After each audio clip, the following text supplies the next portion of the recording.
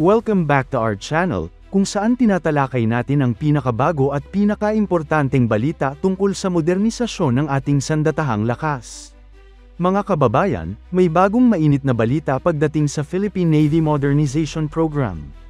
Ayon sa mga industry sources mula Korea, kumpirmado na nasa final negotiation stage na ang HD Hyundai Heavy Industries o HHI para sa dalawang karagdagang frigates na bibilhin ng Pilipinas. Ang bawat isa ay tinatayang may bigat na nasa 3,000 tons, at ayon sa report, magiging isang improved version ito ng kasalukuyang Miguel Malvar class corvette. Ang kontrata raw ay inaasahang mapipirmahan bago matapos ang December 2025. Pero ang malaking tanong, posible kaya na ang mga bagong frigates na ito ay may KVLS o Korean Vertical Launching System? Kung totoo, malaking game changer ito para sa Navy at para sa seguridad ng Pilipinas. Pero bago tayo magsimula, tandaan natin na ang matatag na Pilipinas ay hindi lang nabubuo sa lakas militar, kundi sa maayos na pamahalaan, paglaban sa korupsyon, pagtanggi sa political fanaticism, at pagsugpo sa fake news. Mahalaga yan para sa tunay na seguridad at katatagan ng bansa. Alam naman natin na matagal ng kapartner ng Pilipinas ang South Korea, lalo na sa larangan ng paggawa ng barkong pandigma. Ang HHI ang responsable sa paggawa ng Jose Rizal class frigates na ngayon ay backbone na ng Philippine Navy, at pati na rin sa mga corvettes at OPVs na kasalukuyang ginagawa at dini-deliver. Kung susumayin, nakapag-deliver na ang HHI ng 3 frigates. May 1 frigate at 6 OPVs na nasa pipeline. Sa mga ito, nakomisyon na ang unang frigate na BRP Jose Rizal, FF-150, pati na rin ang sumunod na si BRP Antonio Luna, FF-151. Ang isa pang frigate, ang BRP Diego Silang, FFG-07, ay inilunsad na nitong March. At ang unang patrol vessel na BRP Raja Sulaiman, PS-36, inilunsad nitong June. Ibig sabihin, consistent ang performance ng HHI pagdating sa early delivery at quality ng kanilang products. Sa katunayan, 3 beses nang napaaga ang delivery nila ng mga barko kumpara sa original schedule. Kung matatandaan, ang Jose Rizal, na unang frigate mula HHI, ay ginamit agad sa balikatan exercise kasama ang US at Philippine militaries. Doon ay nagpakitang gilas ito nang makapag-launch ng missile at matagumpay na tumama sa target na nasa 36 na kilometro ang layo. Napakalaking confidence booster ito, kasi pinatunayan na kaya nitong makipagsabayan sa real operational environment. Hindi lang yun, ang lead frigate na BRP Miguel Malvar ay sumali rin sa parehong exercise ngayong taon, na nagpapakita na operationally reliable na ang mga barkong gawa ng Korea.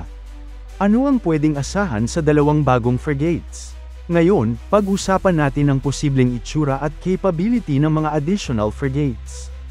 Una, sinabi ng mga sources na magiging improved version sila ng Miguel Malvar class. Kung 3,000 tons ang displacement, mas malapit ito sa isang full-fledged light frigate kaysa simpleng corvette. Ang tanong, paano ito improved? Posibleng kasama sa upgrade ang mas advanced na radar at sensors para sa air at surface surveillance, mas pinalakas na anti-submarine warfare (ASW) systems, mas maayos na stealth design para mas mahirap ma-detect, at syempre, ang pinaka-exciting na posibilidad, ang integration ng KVLS o Korean Vertical Launching System. KVLS, game changer ba ito? Kung matutuloy na magkaroon ng KVLS ang bagong frigates, ibig sabihin ay pwede itong mag-load ng iba't ibang klase ng missiles. Surface-to-air missiles para sa air defense. Surface-to-surface missiles para sa long-range strike. Anti-submarine rockets para proteksyon laban sa submarino. Ang pagkakaroon ng VLS system ay magdadala ng Navy natin sa next level. Kasi sa ngayon, limitado pa ang capability ng ating mga barko sa terms ng missile capacity. Kung may VLS, magiging comparable na tayo sa ibang ASEAN navies gaya ng Thailand o Vietnam. Pero realistic ba ito? Kung susuriin, may 2 factors. Isa, budget at cost. Ang VLS ay hindi mura. Maliban sa hardware, kailangan din ng integration ng combat management systems at training para sa crew. 2, political will. nasa pamahalaan pa rin ang final say kung willing silang mag-invest sa high-end capabilities, o mag-stick lang sa basic package na mas abot kaya. Kung babalikan natin, madalas conservative ang AFP pagdating sa weapons integration dahil sa limitadong budget. Pero dahil sa tumitinding tension sa West Philippine Sea, baka ito na ang panahon para seryosohin ang air defense capability ng Navy. Ano ba ang ibig sabihin ng 2 additional frigates para sa Pilipinas? Una, dagdag ito sa ating naval strength. Sa kasalukuyan, iilan lang talaga ang ating major surface combatants. Kapag nadagdagan ng 2 frigates, tataas ang operational tempo ng Navy at mas magiging flexible sila sa pagtugon sa iba't ibang threats. Pangalawa, nagpapakita ito ng long-term partnership sa pagitan ng Korea at Pilipinas. Hindi ito one-time deal lang, kundi parang series ng projects na nagpapalakas sa trust at cooperation ng 2 bansa. Pangatlo, may posibilidad na maging stepping stone ito para makapasok ang HHI sa ibang ASEAN markets, gaya ng Thailand, na interesado rin sa 4,000-ton frigates. Kung maganda ang resulta ng proyekto sa Pilipinas, magiging showcase ito para sa ibang bansa. Kung titignan sa mas malaking picture, ang deal na ito ay hindi lang tungkol sa Pilipinas. Sa ASEAN region, lahat ng bansa ay nagmo-modernize ng kanilang navy dahil sa lumalalang maritime disputes at growing presence ng China. Ang Vietnam ay may sariling frigates mula Russia at Netherlands.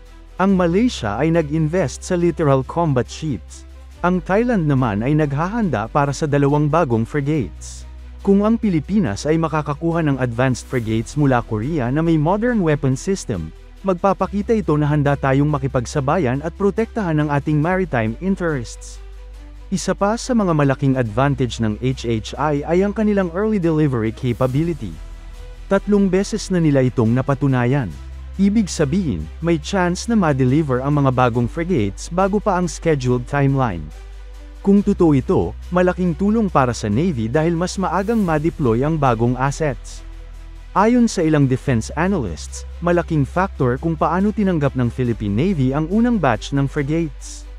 Dahil maganda ang naging performance, halos wala ng duda na magiging smooth ang negotiations para sa additional 2 frigates. Ang natitirang usapan na lang ay kung anong configuration ang pipiliin ng gobyerno, basic ba o high-end. So mga kababayan, ano ang ibig sabihin nito para sa atin? Siguradong madaragdagan ang naval capability ng Pilipinas bago matapos ang dekada. Posibleng maging reality ang pagkakaroon ng KVLS system sa Philippine Navy kung papayag ang budget at pamahalaan. Ang partnership ng Pilipinas at Korea ay patuloy na lalakas at magiging modelo ng defense cooperation sa ASEAN. Sa huli, nasa kamay ng gobyerno kung gaano kalakas ang capability na isasama nila sa bagong frigates. Pero isang bagay ang malinaw, tuloy-tuloy ang modernization ng ating hukbong dagat, at malaking bahagi dito ang kontribusyon ng Korea sa pamamagitan ng Hyundai Heavy Industries. Kung matutuloy ang deal at may sama ang KVLS, ito na marahil ang pinakamalaking leap forward ng Philippine Navy sa kanilang kasaysayan.